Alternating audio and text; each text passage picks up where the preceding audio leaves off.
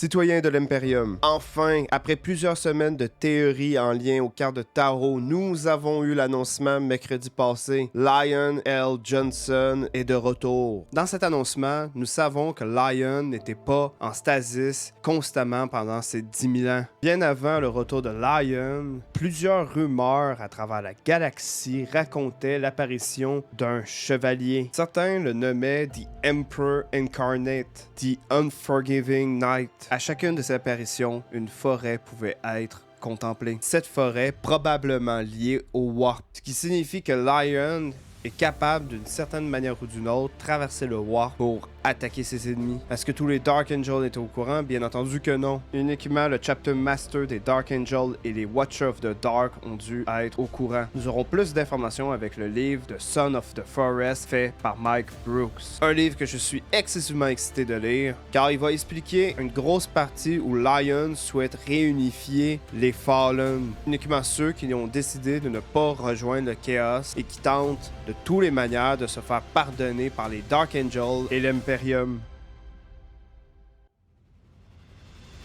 I will teach them to fear the darkness in which they dwell, and to dread the shadow they believe their ally. For there is no greater terror hunting the Stygian void than the Lion of Caliban. Inground contre Lion arrive à grands pas. Un combat épique entre les deux Primarchs, entre le chevalier de l'empereur et son fils déchu. Où Inground réussira probablement à mettre dans les retranchements Lion, mais à la fin Lion sera victorieux. Et il ne combattra pas que Inground. Après ce combat singulier entre les deux, Lion ira chercher Vashtor, Abaddon. Tous les ennemis de l'Imperium jusqu'au dernier se fera éliminer. Si nous nous fions aux informations, la Légion des Dark Angels vont s'unifier. Avec l'aide de la Légion des Blood Angels, la grande croisade de Lion va commencer. La croisade pour exterminer le Chaos. L'autre segment, c'est qu'ils ont présenté enfin la figurine. Nous pouvons voir plusieurs détails intéressants sur son armure, ressemblant peu à sa première armure qu'il avait durant l'hérésie d'Horus. Il a une nouvelle épée qui se nomme Filthy. Et c'est confirmé que Cypher a encore son épée. Et bien entendu, il a The Shield of the Emperor. J'aime le principe que chaque Primarch qui va revenir va avoir un artefact de l'Empereur. Et ce qui rend le plus excitation, c'est quel Primarch reviendra après. Laissez un commentaire sur celui que vous pensez qui va revenir. L'une de mes déceptions cependant, c'est la boîte avec laquelle Lion va revenir. Il n'y aura que 3 unités avec lui, ce que je trouve peu rentable. Pour l'instant, on n'a pas le prix, mais définitivement qui va coûter assez cher si on se fie aux autres Primarchs avant et même à Inground. Dans les détails de l'armure, nous pouvons voir la fourrure d'un des monstres de Caliban, probablement le premier que Lion a tué. Il y a 2 Watch of the Dark, dont un qui a une main qui semblerait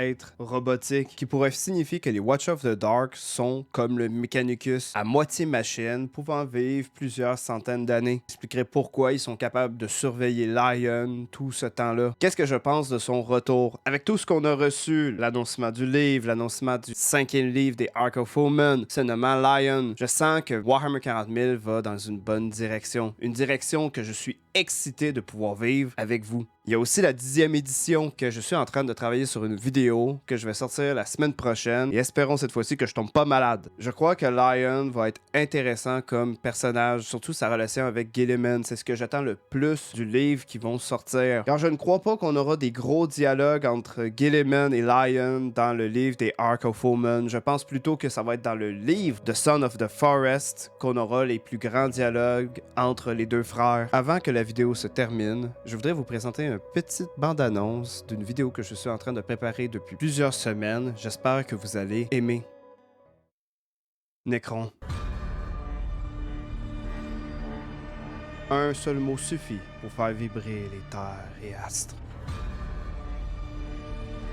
Autrefois, ils étaient un empire, les vrais détenteurs de la galaxie. Aujourd'hui, ils ne sont que des machines tentant de reprendre ce qui était leur droit légitime. Un droit acquis par le sacrifice de ce qu'ils étaient autrefois. Les Necrontyrs. C'est ainsi que cette vidéo s'achève. Partagez, laissez un commentaire et nous nous reverrons dans le prochain épisode du Maître des Archives. Et souvenez-vous toujours, nous servons tous l'Imperium. Et un jour, nous devrons tous se sacrifier pour lui.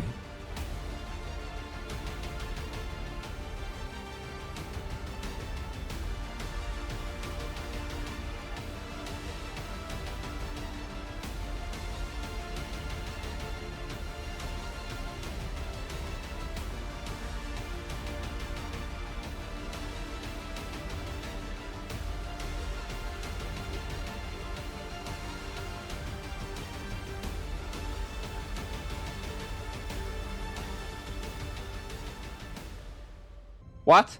What? What? What? What? Est-ce que j'ai un devoir? Est-ce que c'était Lion? Est-ce que c'était Lion? Dites-moi. C'est Lion! C'est Lion! C'est Lion! Ah! Oh my god! Let's go! Let's go! My fucking god! Oh my god, check son armure! Il y a le shield!